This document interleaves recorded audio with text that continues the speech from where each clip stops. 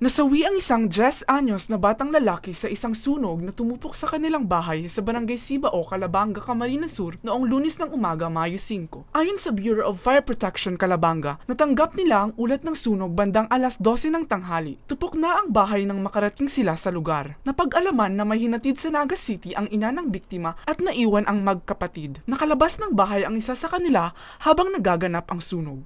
Wala po doong kuryente. Wala po silang gamit na kuryente dahil malayo po talaga siya.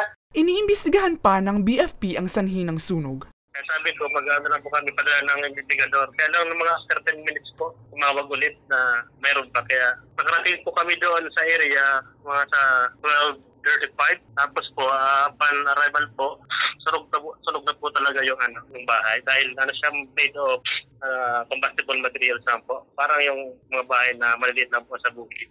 Muling nanawagan ng otoridad sa publiko na mag-ingat sa mga dekuryenteng kagamitan, kandila at kalan. Tiyaking patay ang kalan at mga appliances bago umalis ng bahay at regular na magpa-check ng electrical wiring ng bahay. Alamin ang tamang paggamit ng mga pamatay sunog at laging maging alerto at handa. Para sa mga balitang Tatak Bicol, Mel Moral. Jericho Rosales po, Bicolano.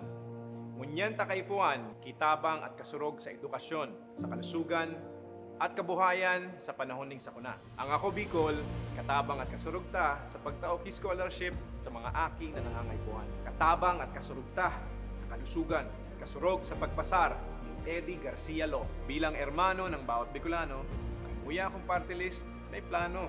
Kaya ang boto ko, ako Bicol. 131 sa balota.